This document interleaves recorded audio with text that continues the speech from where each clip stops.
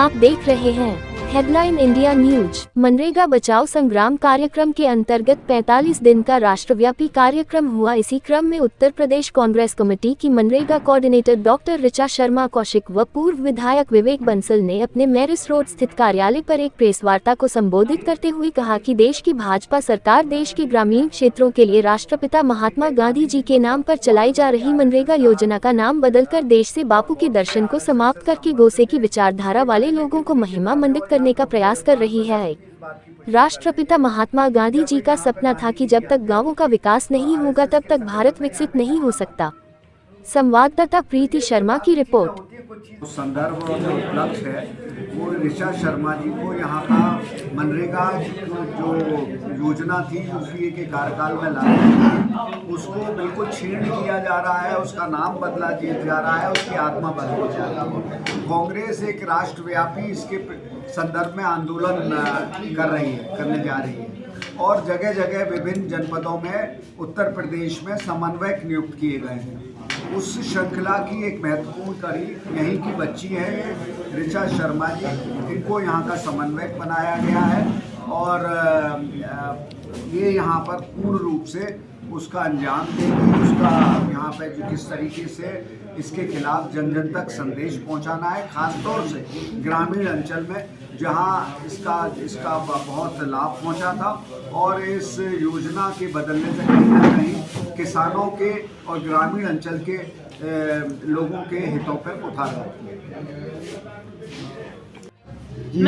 Ma'am क्या नाम है और किस तरह का आज ये प्रेस कॉन्फ्रेंस रखी गई है? जी, मैं डॉक्टर ऋचा शर्मा कौशिक हूँ, मैं यहीं की बेटी हूँ। मुझे यहाँ पे एक हमारे राष्ट्रीय नेतृत्व ने मनरेगा बचाओ संग्राम की जो शुरुआत की है 45 दिन के लिए उसको अंजाम दिया जाएगा, तो उसी के सिलसिले में मुझे यहाँ पे कोऑर्डिनेटर समन्वयक मुझे यहाँ पे भेजा गया है।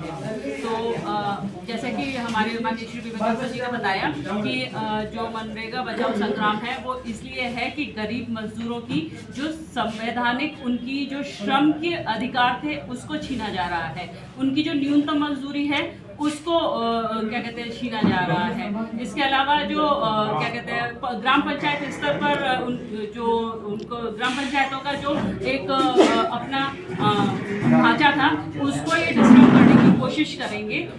क्योंकि वहाँ पे जो हमारे मनरेगा मजदूर हैं, जो हमारे मेट हैं और इसके अलावा जो हमारे वहाँ ग्राम सेवक थे वो इसमें इन्वॉल्व रहते थे। अभी क्या होगा कि अब जो भी ये अपना वित्तीय जो इनका रहेगा वो अपने ठेकेदारों के थ्रू, अब समझ रहे हैं कि वह पुराने ज़माने की तरह कि केवल ठेकेदार होंगे, ठेकेदार उनको काम देंगे, उनकी मर्जी होगी उनको चुनेंगे, जिनकी मर्जी नहीं होगी उनको। सरकार ने क्यों ऐसा किया?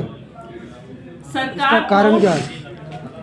कांग्रेस की सबसे सफल योजना अगर कही जाए तो ये मनरेगा। कांग्रेस की सरकार में मनरेगा में भी काफी कंप्लेंट्स आ रही थी, तो उसको लेके क्या करेंगे? क्योंकि उसमें भी काफी धांधलेबाजी हुई थी। 15 साल से तो इन्हीं की सरकार है, आज जो है उसमें 15 साल से तो इन्हीं की सरकार मान के चलेंगे। अब हम तो उससे पहले तो अधिकतम राज्यों में इनकी सरकार मान के चलेंगे, हम अधिकतर राज्यों में भी इन्हीं की सरकार है, तो धांधली तो इन्हीं के सरकार में बढ़ी है। कांग्रेस के में भी हुई है, उसमें उसके लिए क्या कहेंगे?